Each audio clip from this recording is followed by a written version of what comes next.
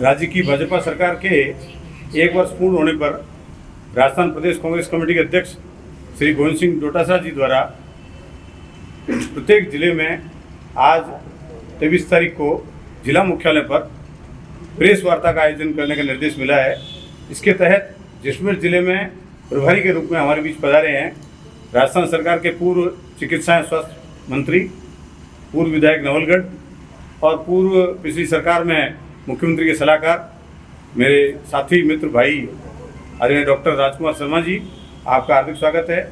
इनके साथ राजस्थान प्रदेश कांग्रेस कमेटी के महासचिव और जैसलमेर जिले के प्रभारी डॉक्टर राजेंद्र मूड जी, जिन्होंने अभी ढूंढकरसन से चुनाव लड़ा है, आप भी साथ पधारे हैं और आप लोगों से अभी रूबरू होंगे। उससे पहले जो राज्य सरकार के साल भर के कुशासन का जो काला चिट्ठा है, उसके लिए एक बार हम सभी आपको पत्र जो है एक साथ दिखाकर जारी करेंगे, जैसे विमोचन होता है उस तरीके से।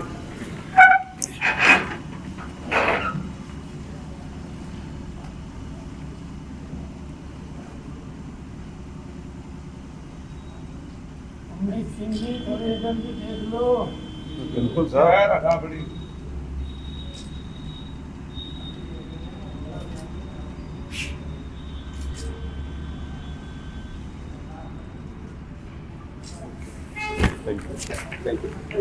अब मैं माननीय मंत्री महोदय से अनुरोध करूंगा कि वे आप लोगों को संबोधित करें। आदरणीय मंत्री महोदय। धन्यवाद अध्यक्ष महोदय। हमारे प्रभारी मेरे साथी डॉक्टर राजेंद्र मोहन जी, प्रधान जी, हमारे दादी जी, सभी कांग्रेस पार्टी के वरिष्ठ नेतागण, यहाँ पर विराजमान सभी पत्रकार साथियों, सबको नमस्कार। मेरा एक वर्ष पूर्ण हो गया भाजपा सरकार को, और जिस प्रकार से पूरे प्रदेश में जश्न मनाया जा रहा है भाजपा द्वारा, सरकार द्वारा, जनता के द्वारा नहीं, भाजपा द्वारा, सरकार द्वारा जो जश्न मनाया जा रहा है, आप लोग सब लोग बुद्धिजीवी हो, 5 साल का शासन आप लोगों ने हमारा भी देखा है, चाहे चिकित्सा हो, शिक्षा हो, पानी हो, बिजली हो, सड़क हो, या और आधारभूत सुविधाएं जो आम जनता को मिलनी चाहिए। कांग्रेस का 5 साल का राज आप लोगों ने देखा, और अब ये 1 साल का कार्यकाल पूरा किया है भाजपा सरकार ने। बड़ा ताज्जुब होता है जब माननीय मुख्यमंत्री जी कहते हैं कि हमने 55% वादे पूरे कर दिए 1 साल में। आप सोचिए कि अगर 55% 1 साल में वादे पूरे कर दिए तो 6 महीने के अंदर मुझे लगता है कि ये 7% वादे पूरे कर देंगे। तो मुझे तो ये चिंता होती है कि 3.5 साल फिर क्या करेंगे। 100 दिन की जो कार्य योजना बनाई गई थी इस सरकार के द्वारा, उस 100 दिन की कार्य दिवस में इनके अभी 365 दिन निकल गए हैं, पूरा 1 साल निकल गया है। 100 दिन की कार्य योजना के बारे में क्या आप लोगों को बताया? क्या राजस्थान की जनता को इन्होंने बताया? सिर्फ जब सरकार बनी तब कहा कि हमने 100 दिन का एजेंडा तय कर लिया और ये सारे काम हम पूरे कर देंगे। मेरा आपसे सीधा सीधा निवेदन है, क्योंकि राष्ट्रीय अंतर्राष्ट्रीय स्तर की बात नहीं करना चाहता, आम जनता जिन्होंने बहुत उम्मीदों के साथ, और उम्मीद भी कौन सी, जो एक झूठ का पहाड़ इन्होंने खड़ा किया, एक भ्रम की स्थिति पैदा करी पूरे राजस्थान में। वो चाहे पेपर लीक का मामला हो कि हम आएंगे तो ये कर देंगे, वो कर देंगे। आपको सबको पता है कि पेपर लीक के मामले में हमारी सरकार ने उस समय एक्शन लिया। वो जो भी चोर थे, गद्दार थे, जिन्होंने बच्चों के भविष्य के साथ खिलवाड़ किया, उनको आइडेंटिफाई किया, उनको अरेस्ट किया। और जब सरकार बदल गई, क्योंकि सरकार के उस समय पूरे राजस्थान के अंदर उन्होंने एक ही मैसेज दिया कि साहब पेपर ये लीक करवाते, वो करवाते, बल्कि आप देख लीजिए जहाँ पे भाजपा का शासन है वहाँ पे इतने पेपर लीक होते हैं, लेकिन उस बात को ये ज़्यादा नहीं उठाएंगे। कांग्रेस के राज में जहाँ पे भी ये इस तरह की अनहोनी घटना जो दुर्भाग्यपूर्ण है, क्योंकि वो बच्चे जो अपने माता पिता की कमाई से पढ़ने के लिए बेचारे आते हैं, पूरे 5 साल 4 साल 3 साल तैयारी करते हैं, और उसके बाद में जब एग्जाम दे के वापस लौटते तो पता चलता है पेपर लीक हो गया। इन लोगों ने किस तरीके से पूरे राजस्थान के अंदर एक भ्रम का माहौल बनाया, झूठ बोला, हर बात पे झूठ बोला और सरकार में आ गए। उसके बाद के अंदर कुछ लोगों को इन्होंने आइडेंटिफाई किया, उनको पकड़े, लेकिन आप देखिए उनके सबकी जमानतें हो गई हैं। जमानत तो होना भी कोई बड़ी बात नहीं है, सबने वापस ज्वाइन कर लिया है, सबने वापस ज्वाइन कर लिया है। अरे बार बार कहते थे कि साहब हम बड़े नेताओं को ये करेंगे। आप मैं सीधा सीधा कहना चाहता हूं कि झूठ पे आधारित ये सरकार 1 साल में सिर्फ जुमलेबाजी कर रही है। हमारे समय पे चिकित्सा के अंदर 25 लाख रुपए इलाज के लिए आम आदमी को मिलता था। आप लोग भी पत्रकार के साथ साथ एक आम नागरिक हैं इस हिंदुस्तान के। 25 लाख रुपए का सहारा अगर किसी पीड़ित परिवार को मिल जाए चिकित्सा के अंदर, तो उसको न तो जमीन गिरवी रखनी पड़ती थी, न ब्याज पे पैसे लेने पड़ते थे। आज वो 25 लाख रुपए कहाँ चले गए? इलाज हो रहा है क्या? सरकारी अस्पतालों के क्या हालात हैं? मैं 5 साल चिकित्सा का मंत्री रहा हूं। मुख्यमंत्री निःशुल्क दवा योजना आज भी लोग याद करते हैं कि उस समय कैसे हमने शुरू की और किस तरह से लोगों को फायदा पहुंचाया। उस समय तत्कालीन मुख्यमंत्री माननीय अशोक गहलोत साहब को हमने कहा था कि चाहे रोडे कम बना दो और चाहे काम कम कर दो, लेकिन चिकित्सा व्यवस्था अगर ठीक कर देंगे तो आम आदमी बहुत याद करेगा आपको जिंदगी भर। आज सरकारी अस्पतालों की व्यवस्था को इन्होंने बिल्कुल दुर्व्यवस्था के अंदर बदल दिया है। आज इनका कोई भी, मैं आप कह रहा हूं कि ब्यूरोक्रेसी सरकार चला रही है। नेताओं का तो कोई मतलब ही नहीं है, गरीब जनता जाए तो किसके पास जाए? आज बिजली के अंदर किसान, पहली बात तो बिजली आती नहीं है, आती है तो रात को 2 बजे 3 बजे लोग बिजली देते हैं, सुबह 6 बजे काट देते हैं। हमारे पास लोगों के फोन आते हैं कि साहब आपका राज अच्छा था तो कम से कम 7 दिन का तो एक टाइम मिलता था हमारे को टाइम के ऊपर। उसके अलावा रोजगार देने का इन्होंने जो वादा किया कि हम लोग 1 लाख नौकरियां देंगे हर साल। हम कांग्रेस के लोग हैं इसलिए आरोप लगाने प्लीज ये मत कीजिए। आप लोगों से हाथ जोड़ के विनती है, और मैं तो जिस भी जिले में जाता हूं या मेरे खुद के जिले में भी, झुंझुनू में, मेरे नवलगढ़ में भी सब पत्रकार साथियों से कहता हूं कि आप लोग खुद कुछ स्वयं विवेक से भी कोई चीज चलाइए। कितना कितना रोजगार किसको मिला? भर्तियां निकली, सफाई कर्मियों की भर्तियां निकली। इन्होंने लास्ट तक एक भ्रम बना रखा कि बाई इलेक्शन हो जाए, बाई इलेक्शन के बाद के अंदर इन्होंने बहाना लगा के उसको भी स्थगित कर दिया। हमने पहले दिन से कहा था, चाहे मेरी सरकार के अंदर भी सदन के पटल पे मैंने खड़ा होकर किया था कि सफाई कर्मियों भर्ती में अगर किसी का हक है 100% तो वो वाल्मीकि समाज का है। और आज फिर कहना चाहता हूं कि भगवान ने उन्हीं को ताकत दी है कि इस देश का जो गंदगी साफ करने की जो मैं बता रहा हूँ ताकत है ना, वो सिर्फ वाल्मीकि समाज के पास है। भगवान ने उनको ताकत दी है, इसलिए हक पहला और अंतिम हक सफाई कर्मी भर्ती के ऊपर वाल्मीकि समाज का ही है। क्यों बार बार ये लोग सब लोगों को लेके अंदर आने की कोशिश करते हैं, और लास्ट के अंदर फिर इन्होंने धोखा किया और उसको सफाई कर्मी भर्ती को स्थगित कर दिया गया। लास्ट समय तक फॉर्म ले लिए, सारी चीजें उनको बेचारों के खर्चे करा दिए। किसी ने 50,000 रुपये किए, 10,000 रुपये, किसी ने 2,000 रुपये खर्च किए। कभी कोई जयपुर चक्कर काट रहा है, कोई सर्टिफिकेट बनाता ठेकेदार को रिश्वत दे रहा है। इन लोगों ने इस तरह का भ्रम फैला के उनके साथ भी इन लोगों ने अच्छा नहीं किया। कोई भर्तियां, कितनी भर्तियां निकली हैं, कितने उसका नौकरी बच्चे लग गए, आप लोग खुद इस चीज को देख लीजिए। मैं तो इतना कहता हूं कि आम जनता है वो दुखी है। चिकित्सा की व्यवस्था खराब है, शिक्षा की व्यवस्था खराब है। कभी कहते हैं कि महात्मा गांधी अंग्रेजी माध्यम स्कूल हम बंद करेंगे, कभी कहते हैं कि जो जिले बने हमारी सरकार के अंदर उसकी समीक्षा कर रहे हैं। इन्होंने करीब 700 के लगभग काम थे, उनको समीक्षा के तौर के ऊपर शुरुआत में किया। 700 काम, उन कामों को अभी तक रोक रखा है, जिसके अंदर क्या, जो हमने कॉलेजेस खोली थी उनका भवन बनना, जो अस्पताल खोले थे उनका भवन बनना, सड़कें बननी थी वो सड़कों की समीक्षा ये लोग कर रहे हैं। जिले जो बनाए गए उन जिलों की समीक्षा कर रहे हैं। आप लोग खुद 1 साल से देख रहे होंगे। कभी तो इनके बीजेपी के प्रदेश अध्यक्ष जी कहते हैं माननीय राठौड़ साहब कि इनका औचित्य नहीं है, ये तो सब मनमर्जी से जिले खोल दिए गए, और दूसरे दिन कहते हैं कि मैंने गलती से ये स्टेटमेंट दे दिया। अरे आपको जिले अगर आपको वापस अगर खत्म करने हैं तो आप 1 साल से क्यों भ्रम की स्थिति पैदा कर रखी है वहां जिलेवासियों में? ये सिर्फ मैं आपको अभी भी कह रहा हूं, 5 साल इनकी स्थिति ये रहेगी, क्योंकि जब कमान जिनके हाथ में है, जब राजनेता जो जनप्रतिनिधि जो जनता के द्वारा चुना हुआ है, चाहे वो विधायक हो, चाहे सांसद हो, चाहे प्रधान हो, चाहे जिला प्रमुख हो, चाहे मुख्यमंत्री जी हो, मंत्री जी हो, अगर उनकी बात नहीं सुनी जा रही है तो जनता का कभी भी भला नहीं हो सकता। दुर्भाग्य से देखिए कि राजस्थान सरकार के अंदर एक काबीना मंत्री सड़क पे लड़ाई लड़ रहे हैं, सड़क पे आके कहते हैं कि सरकार को ये सुननी चाहिए।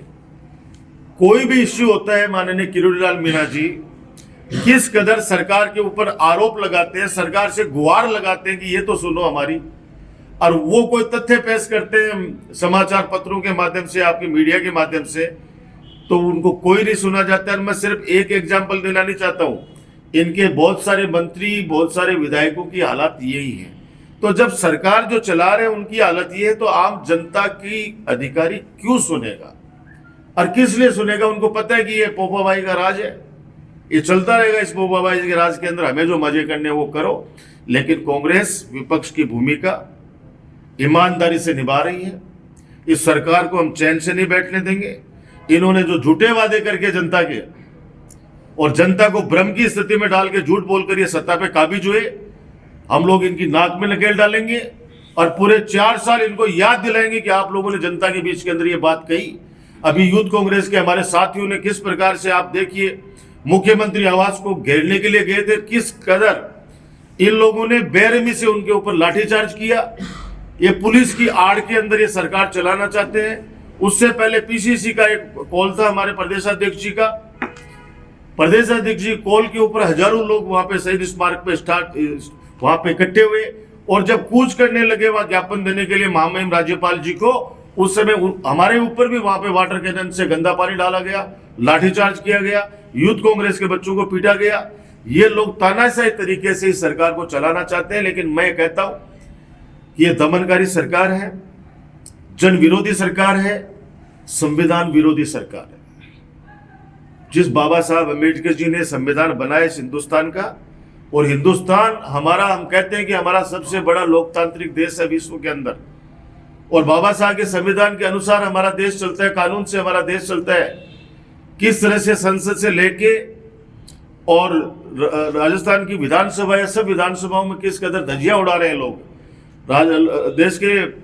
देश के अमित शाह जी, गृह मंत्री जी ने जिस कदर अपमानित किया, आप सोचिए कैसे हम लोगों में सद्भावना रह पाएगी, कैसे जो अनुयायी है बाबा साहब अम्बेडकर जी के, जो संविधान के अंदर विश्वास रखने वाले इस हमारे भारत के लोग हैं, वो उनको किस तरह से अपमानित किया गया, कैसे बर्दाश्त करेंगे? आप सोचिए। पूरे देश में स्थितियां खराब हैं। मणिपुर के ऊपर एक शब्द नहीं बोलते ये। मणिपुर में हालात भयावह हैं। वहां पे मीडिया को भी ऐसा पाबंद कर रखा है कि वहां की बात कोई नहीं रख सकता। आज मणिपुर जल रहा है पिछले 2 साल से, लेकिन एक शब्द माननीय प्रधानमंत्री जी का और गृह मंत्री जी का नहीं होता। न वहां जाकर कभी इन्होंने विजिट किया। कम से कम हमारे कांग्रेस के पूर्व अध्यक्ष राहुल गांधी जी वहां पे जाने की हिम्मत तो कर पाए, लोगों के आंसू पूछने की तो हिम्मत कर पाए। कोई कुछ भी कहे, लेकिन मेरी आपसे प्रार्थना है कि जो हम लोग कह रहे हैं, जनता की आवाज को जब उठा रहे हैं, तो जो सही मुद्दे हैं उनको आप रखिए। अभी 2 दिन पहले अजमेर रोड पे एक भीषण हादसा हुआ। हमारे प्रदेशाध्यक्ष जी ने जाके, हमारे मुख्यमंत्री, पूर्व मुख्यमंत्री गहलोत जी ने, सचिन पायलट जी ने जाके यही कहा कि भाई हम सरकार के साथ खड़े, इनको चिकित्सा की अच्छी व्यवस्था कराइए, हमें कोई राजनीति नहीं करनी। लेकिन बड़े पत्रकार, समाचार पत्रों ने क्या छापा कि ये सिर्फ हादसा नहीं है, ये हत्या है। इनका दोषी कौन है? इनका दोषी है जो हाईवे राष्ट्रीय मार्ग के जो अधिकारी हैं, वो लोग दोषी है, और टोल के जो लोग दोषी हैं, उन्होंने लालच के रूप के अंदर वो कट को खाली छोड़ा। और आप सोचिए कि वहां पे सुबह शाम इतना जबरदस्त रस रहता है। ये सिर्फ हमने किसी ने आरोप नहीं लगाए, ये मीडिया ने, जो जागरूक मीडिया है, बड़े सब लोग, आप लोगों के माध्यम से ये लेख लिखे गए, आर्टिकल लिखे गए कि इन हत्याओं का जिम्मेदार कौन है, जिनके घर उजड़ दिए गए। जो बेचारा सुबह अपने फार्म हाउस से वापस घर लौट रहा था, उसको नहीं पता था कि मैं मौत के आगोश में चला जाऊंगा। ऐसे सैकड़ों लोग वहां पे आज आप सोचिए उस हादसा की स्थिति कितनी भयावह हो सकती थी। 2 दिन 3 दिन बीत गए, अभी तक किसी की जिम्मेदारी इन्होंने नहीं तय की है, और वो कट भी आप पता कर लीजिए, वो कट भी वैसा का वैसा है, सिर्फ एक चौथ वसूली का कारण है। वहां पे इनसे ट्रकों वालों से पैसा वसूलना, पीछे गाड़ियां लगना, उसके बाद के अंदर और गाड़ी आगे चली जाती है। रोजाना आप फ्रंट पेज की खबरें देखते हो। इतना लॉ एंड ऑर्डर खराब हो चुका है, कानून का डर खत्म हो गया है बदमाशों में, और कानून का डर व्याप्त हो गया आम जनता में। आम गरीब आदमी पुलिस थाने में या सरकार के पास जाने से डरने लग गया है, और अपराधी खुलेआम वारदात कर रहे हैं, खुलेआम फिरौती मांग रहे हैं, खुलेआम किडनैप कर रहे हैं, खुलेआम मर्डर कर रहे हैं, चोरी कर रहे हैं, डकैती डाल रहे हैं। लेकिन यहाँ की कानून व्यवस्था बिल्कुल जीरो है। चूंकि होम मिनिस्टर का दायित्व है जो माननीय मुख्यमंत्री जी के पास है, लेकिन माननीय मुख्यमंत्री जी, मैं सच बता रहा हूं, सुबह 2 घंटे तो वो घूमते हैं सेंट्रल पार्क में, मजे कर रहे हैं। कभी हेलीकॉप्टर से वहां जाके आ जाएंगे, कभी वहां जाके आ जाएंगे। कभी कानून व्यवस्था के ऊपर उन्होंने एक दृढ़ संकल्प लेकर एक इस तरह के आदेशित नहीं किए कि कानून व्यवस्था ठीक रहे। आज डर का माहौल है, भय का माहौल है। रोजगार के लिए युवा है वो रो रहा है, अपने आप को छलावा महसूस कर रहा है। तो हम आपके माध्यम से सरकार को फिर एक बार कहना चाहते हैं कि आपका 1 साल सबसे खराब सरकार चलाने का रहा। मैं 3 बार विधायक रहा लगातार, चिकित्सा मंत्री के रूप में भी काम करने का मौका मिला। हमने पहले भी राज देखे, लेकिन ऐसा राज जहां पे जनता की सुनने वाला कोई नहीं, जनप्रतिनिधि की सुनने वाला कोई नहीं, वो राज हमने पहली बार देखा। मेरे पास तो एक पुलिस के अधिकारी का कॉल आया, बोला सर दुर्भाग्य देखिए कि हम जीते जी जितना काम करते हैं, हमने मुख्यमंत्री को बचाने के लिए हमारे एक सब इंस्पेक्टर ने शहादत दे दी। हम लोग डिमांड कर रहे हैं कि उसको शहीद का दर्जा दे दीजिए, उसको पैकेज दे दीजिए। जो ऐसा ही खत्म हुए, उनकी वाइफ ने कहा कि हमारा तो कुछ करो, अब मेरी जिंदगी क्या होगी, मेरे बच्चों की जिंदगी क्या होगी। अब इन्होंने देखो आप उन सब चीजों को लेके अधिकारियों ने एक राय दी कि साहब जीते जी तो क्या करना है, ये कभी एक्सीडेंट हो जाए, इनकी लगड़े हो जाए, टूट जाए, मर जाए, तो उसके लिए कोई 1.5 करोड़ का पैकेज घोषित कर दो। अरे भाई, आप जीते जी जब ड्यूटी करते समय उनको आप इस तरह का प्रोत्साहन दो, ताकि वो जी जान के साथ के अंदर बेफिक्र होके और जनता के लिए वो काम कर सके। अपने परिवार का उनको चिंता नहीं रहेगी फिर कि नहीं मैं अब सिक्योर हूं, मैंने कभी अगर ड्यूटी करते हुए अगर मेरे कुछ हो भी गया तो कम से कम मेरा परिवार सड़कों पे नहीं आएगा। ये 3 दिन पहले के आदेश बता रहा हूं आपको, 3 दिन पहले के आदेश बता रहा हूं कि आप उनको काम करते ड्यूटी के समय तो कम से कम आप उनको कोई इस तरह की व्यवस्था कर दो। वो मांग रहे हैं कि हमारा टीए बढ़ाओ, डीए बढ़ाओ, हमारा पेमेंट बढ़ाओ, वो नहीं कर रहे हैं। ये कह रहे हैं कि जब आप दुर्घटना में कुछ हो जाएगा आपके, या मर जाओगे आप, या आपकी टांग टूट जाएगी, या आपके साथ कोई अनहोनी हो जाएगी, तो हम आपको बीमा कर रहे हैं, तब आपको पैसा मिलेगा। तो इस तरह के निर्णय ये भविष्य के अच्छे भविष्य के संकेत नहीं है। मेरी तो आपसे ये प्रार्थना है कि हमने जो बात रखी है हमारी, क्योंकि आंकड़े तो बहुत सारे हैं, लंबी लिस्ट है, हमारे महामंत्री जी आपको बताएंगे, महासचिव साहब, बहुत लंबा है, बहुत बिंदु है जो ये कहाँ विफल रहे हैं, क्या क्या इन्होंने बोला। अब बिजली फिर पूरी की पूरी बिजली निजी हाथों में दे रहे हैं, पूरे एयरपोर्ट अब क्या क्या बोले आपको सबको पता है। मैं तो आपसे ये कहना चाहता हूँ कि हमारी बातों का जो निष्कर्ष है वो यही है कि ये सरकार बिल्कुल फेल है। 1 साल ये जश्न मना रहे, जनता रो रही है, खून के आंसू रो रही है। भगवान इनको सद्बुद्धि दे कि आने वाले 3-4 साल ये जनता के लिए काम करे, ताकि जनता जिस उम्मीद के साथ इनको जिताया है वो पूरी हो सके। धन्यवाद। जय हिंद, जय भारत। कांग्रेस कह रही है 1 साल को बता रही है, और पेंड्राइव बायो इलेक्शन की बात करें, बायो इलेक्शन कांग्रेस के पक्ष में नतीजे नहीं रहे। देखो, बिल्कुल हम विनम्रता से हार स्वीकार कर रहे हैं। हमारी जो उम्मीद थी वो बिल्कुल उसके विपरीत परिणाम आए। सत्ता का, हालांकि जब भी बाई इलेक्शन होते हैं तो ऑलमोस्ट जो भी सत्ता में रहते हैं वो सत्ता का फायदा उठाते ही हैं। प्रैक्टिकल बात करना चाहेंगे आपसे, तो जनता भी ये सोचती है कि भाई अब हमारे इस एमएलए से, हमारे 1 वोट से सरकार में तो परिवर्तन होना नहीं है, सरकार तो इन्हीं की रहनी है। तो उम्मीद रखते हैं कि क्या पता हम हमारे इस सरकार के किसी जनप्रतिनिधि को जिता दें, तो हो सकता है कि हमारा कुछ भला हो जाए। तो उस उम्मीद के अंदर कई कारण रहे हैं बाई इलेक्शन में। हालांकि हमारे को जो उम्मीद थी, हम लोग उस उम्मीद पे खरा नहीं उतर पाए, लेकिन सत्ता के साथ में लोग आजकल रहना पसंद करते हैं, चाहे कोई भी हो। संसद में सर, कामों का मेरा सवाल जो आपसे यह है, लंबे समय से हमें कांग्रेस के पोस्टर्स में सचिन पायलट की तस्वीर देखने को नहीं मिलती, वो भी माननीय विधायक और उप मुख्यमंत्री भी रहे हैं सर को। सबके दिलों में है वो भाई, ऐसा कुछ नहीं है। सरकार जैसे आज मैं यहाँ पे आया हूँ, अध्यक्ष जी ने मान लो मेरी फोटो लगा ली यहाँ पे, तो ऐसा कुछ नहीं है। सब लोग काम कर रहे हैं। अभी आपने देखा होगा यूथ कांग्रेस वाले में भी सब लोग एक साथ थे।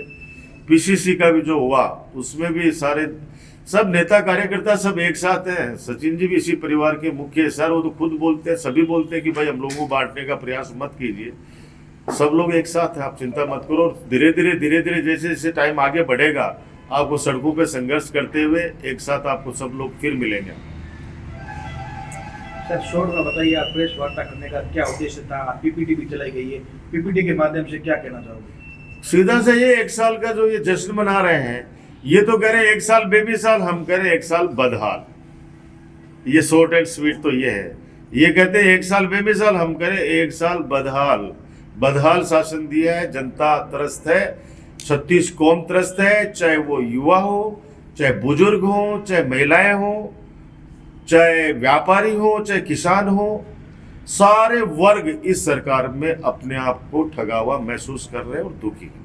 राजकुमार जी, विपक्ष की बात ठीक है, आपने कहा कि 27 साल लोग जाते हैं, लेकिन भाजपा का ट्रैक रिकॉर्ड हमेशा चुनाव में हार का और पिछले वसुंधरा सरकार थी तो भी कांग्रेस बाई इलेक्शन में ज्यादा जीती। इस बार एक तो उल्टा हुआ। दूसरा एक बात और, तो कांग्रेस की जब आप कहते हैं कि सचिन पायलट का फोटो नहीं है, या यहाँ पर भी जो कांग्रेस की 2 धड़ेबंदी की बात होती है, तो उसको लेकर होता है कि यार ये नैरेटिव बनाया जा रहा है, लेकिन वास्तविकता भी है कि मतलब कांग्रेस एकजुट दिखती नहीं है, मतलब अभी भी नहीं दिखती। तो उसका फायदा सचिन पायलट यहाँ पे हमारे रूपाराम जी और फकी परिवार, ये 2 धड़े तो पिछले 5-7 साल से। उसका फायदा बीजेपी उठा रही है ना। तो हाँ, उसका क्या इलाज क्या है उसका? अब इलाज तो आगे पंचायती राज में और नगरीय निकाय फिर ये कोशिश करें कि परिवार सारा एक रहे। ये छोटे छोटे मतभेद है उसको भुलाकर संगठन अगर एक साथ खड़ा हो जाएगा तो ये बात बिल्कुल मैं कहता हूँ कि अगर संगठन एक साथ मिलकर चुनाव लड़े, कांग्रेस एक होके चुनाव लड़े, तो मजा ही नहीं है कि बीजेपी यहाँ पे 10 की गिनती पूरी कर पाए।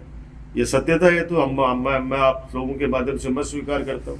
अगर कांग्रेस परिवार एकजुट होकर अनुशासन के साथ में अगर काम करना शुरू कर दे और कोई भी चुनाव लड़े, तो ये चाहे कितने भी हिंदू मुस्लिम कर लें, ये कितने भी जुमलेबाजी कर लें, कितने भी झूठ बोल लें, जनता आज भी देश को आज़ादी दिलाने वाली इस पार्टी के पीछे है। देश आज भी कांग्रेस पार्टी की इज्जत करते हैं। देश के आज़ादी में जो योगदान है, जो शहीद हुए हैं हमारे नेता लोग, बीजेपी के तो कभी एक किसी ने अंगुली भी नहीं कटाई है। कांग्रेस के लोगों ने कितने शहादत दी है, तो आज भी जनता पसंद करती है कांग्रेस को। तो ये बात सच है। हम लोग सब लोग ही कोशिश में लगे हुए हैं और आपकी जो भावना है, हमारी भावना एक है, जनता की भावना एक है। फिर हम शीर्ष नेतृत्व से जाके निवेदन करेंगे भाई कि एक हो जाओ अगर आगे जाना है, वरना तो ये हालात जो धीरे धीरे जिस प्रकार से देश दिशा में जा रहा है, आने वाले समय और स्थिति भयावह होगी। मैं आपसे निवेदन कर दूं, अभी मंत्री महोदय का सवाल पूछ लीजिए, उसके बाद प्रभारी जो जिले के हैं वो अपनी बात रखेंगे। उसका पीसीसी से एक पीपीटी आई है, शॉर्ट पीपीटी, वो भी आपको कवरेज करनी है, इसलिए आप समझ लें प्लीज।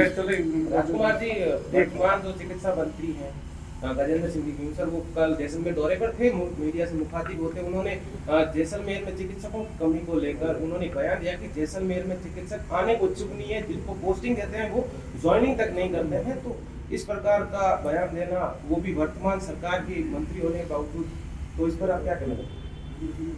आने के इच्छुक क्यों नहीं है, उसकी वजह उनको जाननी चाहिए थी। अब आप ये सवाल मेरे से कर सकते हैं कि आपके समय, हमारे समय हमने 16,000 रुपये से 32,000 रुपये किए। इनको जो जैसलमेर दूरस्थ एरिया में जो जाते हैं उनके लिए हमने टीएडी अलग से किया, यानी उनको आर्थिक रूप से संबल प्रदान किया, तो उस समय आने के लिए तैयार हुए। अब तो स्थिति सिर्फ जैसलमेर बाड़मेर की नहीं है, जयपुर के अंदर जयपुरिया हॉस्पिटल के अंदर भी चिकित्सक नहीं है, काउंटिया में भी नहीं है। आप तो जैसलमेर बाड़मेर झुंझुनू सीकर सबको छोड़ दीजिए, नई भर्ती ये लोग कर नहीं पा रहे हैं। हमने जो उस समय हमारे कार्यकाल में हमने जो पैसे बढ़ाए थे डॉक्टर्स के, वो इनका पैकेज चल रहा है। तो अब वर्तमान समय के अंदर आपको इनको पैकेज तो अच्छा देना ही पड़ेगा। देखिए, क्योंकि निजी अस्पताल इतने खुल गए हैं तो निजी अस्पताल वाले इतना बड़ा बड़ा पैकेज देते हैं तो वो वहाँ उस तरफ चले जाते हैं वो लोग, तो सरकारी हॉस्पिटल में कौन आएगा। तो दुर्भाग्य है कि अगर सरकार जो चल रही है और उसका चिकित्सा मंत्री ये स्टेटमेंट दे, हालांकि मैं ज़्यादा उम्मीद भी नहीं करता हूँ गजेंद्र खींवसर से, क्योंकि वो पर्यटन विभाग के मंत्री बनने चाहिए थे, वो कहाँ चिकित्सा उनको दे दी, क्योंकि चिकित्सा हर किसी के बस की बात नहीं है। चिकित्सा 24/7 का काम है, ये पार्ट टाइम जॉब नहीं है। अब वो राजा आदमी है, वो उनको पर्यटन विभाग या कोई टूरिस्ट का कोई काम देना चाहिए था ताकि वो विजिट करते रहे। पहले भी इस तरह का उनको जिम्मेदारी मिली हुई है। तो चिकित्सा ये महकमा आम जनता की सेहत के साथ जुड़ा है। हालांकि मैं उनकी बहुत रेस्पेक्ट करता हूँ, मेरे बड़े भाई हैं, अगर उन्होंने इस तरह का स्टेटमेंट दिया तो उसकी मैं निंदा करता हूँ और उनसे ये निवेदन करता हूँ कि आप उनको प्रोत्साहन कीजिए, आपके सरकार के अंदर कुछ नया आगे और बढ़ाइए। हमने 16 से 32 किया तो आप 32 से उनको 64 कीजिए कि साहब जो जैसलमेर, बाड़मेर, जालोर, सिरोही जो दूरस्थ में रहेगा उनको हम लोग ये इतना बेनिफिट सरकार और देने वाली है। तो मैं दावे के साथ कह सकता हूँ वहाँ पे लोग रुकना पसंद करेंगे। बहुत लोग हैं जो चिकित्सा के अंदर सेवा के वजह से आते हैं। सर, कल उन्होंने मीडिया से बातचीत करते हुए कहा, चिकित्सा मंत्री जी ने, कि मुख्यालय से जिन जिलों की दूरी ज्यादा है, जैसे जैसलमेर, बाड़मेर, जालोर, तो वहाँ आबादी कम है, डिस्टेंस ज्यादा है, तो उनको स्पेशल स्टेटस देने जाएंगे। वही बात हम आपसे ये कहना, वही चीज मैं कहना चाह रहा हूँ कि हमने उस समय बढ़ाया था, अब वो बातें हो गई 5-7 साल की, अब इसको और उनको आगे बढ़ाएंगे तो होगा। लेकिन उनसे एक सवाल और करते हैं आप लोग कि खून पर से तो जीएसटी हटा दो। रक्तदान करता है, रक्त किसी मशीन में तो बनता नहीं है, रक्त तो मानव ही देगा, इंसान ही देगा, उसके अंदर आप जीएसटी लगा के बैठे हुए हो। अब खून जैसी में भी अगर जीएसटी लगा दोगे तो आम जनता, अब आप देखो, आप किसी ब्लड बैंक में आप किसी को फोन करो तो वो कहेगा 1400 रुपये लूंगा, याद करना 1400, फिर आपको फोन पैसा हो तो 1400 रुपये मांग रहे हैं। तो वो कह रहे हैं साहब इसमें मेरा जो लेबोरेटरी चार्ज है वो भी है और जीएसटी भी है। ये कम से कम ये इनमें तो शिथिलता प्रदान वो लोग करें।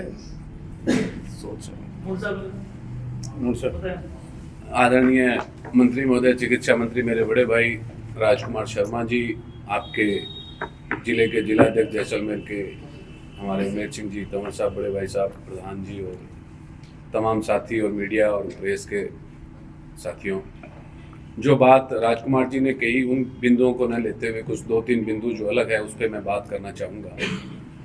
आज राजस्थान के अंदर जो दुखांतिका हुई, जो लोग एक्सपायर हुए जयपुर में, उनको श्रद्धांजलि अर्पित करते हुए बात कहना चाहता हूँ। राइजिंग राजस्थान के नाम से जो मुख्यमंत्री जी ने यहाँ राजस्थान में जो प्रोग्राम किया, जो MOU इन्होंने 35 लाख करोड़ के किए, उसकी क्या हालात है। वो MOUs पहले इन्होंने कोई प्रोजेक्ट कर चुके थे और उनके लिए कहीं कॉलेज के गेट के लिए, कहीं प्लांटेशन के लिए, इन कामों को भी उसके अंदर शामिल कर रहे हैं कि इन कामों को MOU हो जाए, हमें दिखाने के लिए हो जाए। तो एक तो ये झूठे जो वादे करके और MOUs के माध्यम से, मीडिया के माध्यम से, सोशल मीडिया के माध्यम से दिखा रहे हैं, तो ये 1 साल के अंदर सिर्फ गुमराह करने का आम जनता को जो है प्रयास कर रहे हैं। उसके साथ में किसानों की बात करें, जो मंत्री महोदय ने कहा कि बिजली को लेकर, क्या 6 घंटे जो ट्यूबवेल वाला क्षेत्र है वहाँ बिजली की उपलब्धता 6 घंटे है।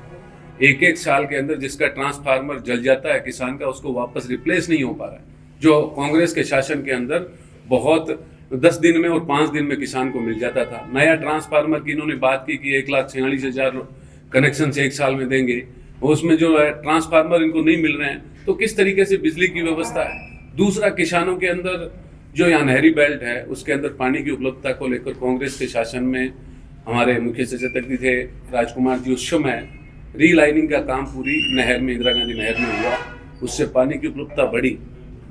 और उसके बावजूद भी किसानों को जो है अभी जो पानी की जो व्यवस्था है, वो चाहे मोहनगढ़ हो, चाहे नाचना हो आपका, चाहे हमारा बीकानेर हो, गंगानगर, हनुमानगढ़ में पानी की उपलब्धता को लेकर किसान भी जो है परेशान है। उसके साथ साथ आप कुछ चीज़ें विद्यार्थियों की लें तो विद्यार्थियों को चाहे स्कूटी वितरण का काम है या दूसरा काम है, उसमें क्या हालत है आज राजस्थान के अंदर जो है 1 साल के शासन में मुख्यमंत्री जी क्या कर रहे हैं। उसके साथ साथ कुछ ऑर्डर जो मुख्यमंत्री जी सुबह ट्रांसफर करने के लिए निकालते हैं या और कोई ऑर्डर निकालते हैं, शाम को जो है मुख्य सचिव महोदय जो है उसको बदल देते हैं। तो ये पता नहीं चल रहा है राजस्थान में कि सरकार मुख्यमंत्री जी चला रहे हैं या फिर चीफ सेक्रेटरी साहब चला रहे हैं, इस चीज़ का जो है आम जनता को पता नहीं चल रहा। महंगाई किस ओर बढ़ी है, किसान को डीएपी 1350 रुपये में उपलब्धता में नहीं है, यूरिया किसान को उपलब्ध नहीं है, उसके साथ साथ आप जो है डीएपी आने वाली 1 तारीख को 1590 रुपये करने जा रहे हैं, किसान के साथ में महंगाई बढ़ाते जा रहे हैं। डीजल, पेट्रोल,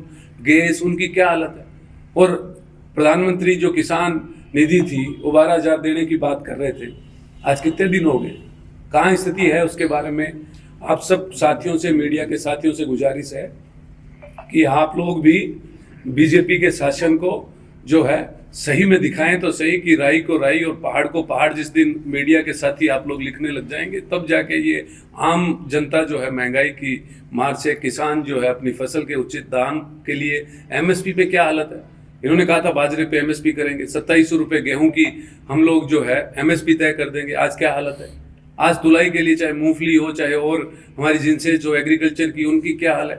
इन्होंने जो टोकन और जो इनका ऐप है उसके माध्यम से जब खोलते हैं तो वो उसमें प्रोडक्शन इस बार किसानों का जो है फसल का बड़ा 2 गुना 3 गुना 4 गुना हुआ है, और उसके बजाय जो एमएसपी पर खरीद है वो 2% भी नहीं ले रहे। तो ये राजस्थान किस दिशा की ओर जा रहा है, किस दिशा की ओर जा रहा है। बीजेपी 1 साल में सिर्फ जो है खोखे वादे या थोथे वादे करके अपना जो कर रही है, इसके खिलाफ आज प्रेस कॉन्फ्रेंस जो है यहाँ की है। चाहे विद्यार्थियों की बात करें, चाहे रोजगार की बात करें, चाहे चिकित्सा की बात करें, चाहे आप जो है आम जन की बात करें, कहाँ सब्जियों के दाम, दाल के दाम, कहाँ आटे के भाव, उसके किस तरफ जा रहे हैं। सब बिजी हैं, सब बिजी है मोबाइल के अंदर, सोशल मीडिया के माध्यम से। मतलब नहीं है, मोबाइल में व्यस्त है सारे लोग मोबाइल में व्यस्त हैं। कांग्रेस राज्य में अगर 1 रुपया बढ़ जाता था ना तो सड़कों के ऊपर ऐसे सब लोग पीछे पड़ जाते थे कि साहब पेट्रोल बढ़ गया, डीजल बढ़ गया। अब 100, 125 रुपए हो गए, कोई मतलब ही नहीं किसी से। सब आप क्यों नहीं कर रहे हो ये?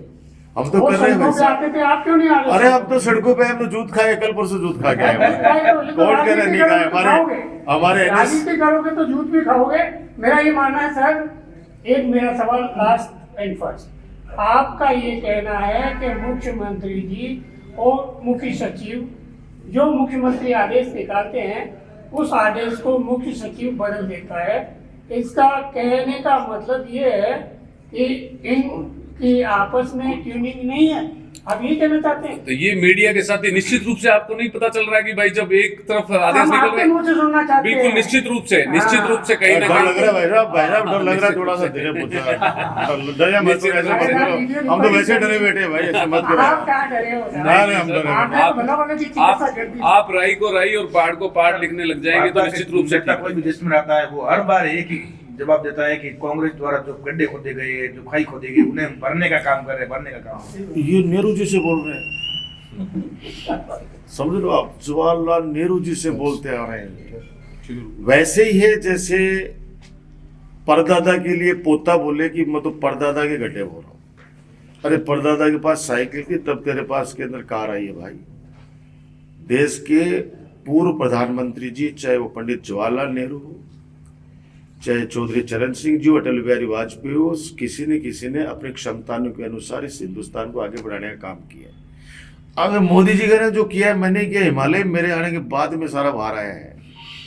गंगा नदी सूख गई थी, मेरे आने के बाद ही वापस पानी चालू हुआ है। इनका तो क्या करोगे आप। अब पुरानी चीजें जो 20 साल पहले, 30 साल पहले, 40 साल पहले, 50 साल पहले, अब करे गड्ढे भर रहे। हमारे से पहले 5 साल पहले वसुंधरा जी थी, फिर 5 साल हम थे, फिर 5 साल, तो 5 साल में गड्ढे कूद गए, फिर 5 साल हम भरेंगे। ये सब जैसे भाई साहब अभी गुस्से में पूछ रहे थे कि आप क्यों नहीं हो रहे हो, तो पेट्रोल डीजल तो महाराज आप भी भराते हो, आप भी 2-4 एक तो खतरनाक तरीके से बोलो। हम लोग जब प्रदर्शन करें तो आप लोग भी पत्रकारिता छोड़ के आम नागरिक के हिसाब से हमारे साथ खड़े हो। नहीं आती है जनता, नहीं, वो उनको कोई मतलब ही नहीं मैं क्या कर रहा हूँ। सब लोग लगे पड़े मोबाइल के अंदर, उसी पे हंस लेते हैं, उसी पे रो लेते हैं, उसी पे कोई पूछे कैसे हंस रहे हैं। एक बार तो मेरी माँ और हम दोनों, मेरी माँ के साथ में जा रहा था तो एक लड़का बैठा बैठा ही मोटरसाइकिल पे कभी उछल रहा है, कभी ऐसे कर रहा, हाथ में रहा है। मैंने कहा माँ ये मोबाइल देख रहे हैं इसके अंदर कोई गुस्से वाला आ रहा है, तब तो ये ऐसे कर रहा है। तो ये चीजें आजकल किसी को कोई मतलब नहीं है। 2 साल के बच्चे को भी आप मोबाइल दे दो, फिर चाहे आप उससे पूछो मत कि तूने रोटी खाई या नहीं खाई। ये वास्तविकता देखो, वास्तविकता स्वीकार करनी पड़ेगी। पहले 50 रुपए डीजल हो गया, अरे महंगाई बढ़ गई। अब किसी को कोई मतलब नहीं है। अगर हम लोग कहेंगे कि ये प्रदर्शन कर रहे हैं, करीब अपने अपने अपने साधनों से आ जाओ, बोले हमारे पास खर्चा नहीं है, और पता चल जाए वहां सपना चौधरी आ रही है, तो चाहे एक मोटरसाइकिल के ऊपर 4 जनों को लद के आना पड़े और वहां पे पुलिस का लाठीचार्ज भी हो जाए तो भी वो खाना पड़े, लेकिन बैठना आगे ही है। हमारे प्रदर्शन में अगर गलती से किसी का भी NSUI के हमारे प्रदेशाध्यक्ष वो विनोद जाखड़ बेचारे वो किस तरह से घसीट के लिए पीटा है। मतलब ये नहीं है कांग्रेस सड़कों पे संघर्ष कर रही है, ऐसा नहीं है। हमारे अग्रिम संगठन जितने भी वो बेचारे जी जान से लगे हुए हैं, और हम तो जनता की आवाज तो उठाएंगे। आपको चाहिए कितने भी अत्याचार करें, लेकिन जनता की आवाज उठाना हम लोग नहीं छोड़ेंगे। PPT चलो भाई। हाँ PPT चलो। रिकॉर्ड हुआ कौन है? अब चाय वाय पियेंगे, फिर चाय बैठेंगे, पियेंगे, नाश्ता करेंगे। गपशप करेंगे। भाई इतने दिनों बाद मैं हूँ आपके पास। भाई कौन है यहाँ? आपका एक बहुत बड़ा एहसान है मेरे ऊपर। नहीं देखो सर, पद पे जो व्यक्ति होता है ना, उस वक्त अगर वो कुछ करता है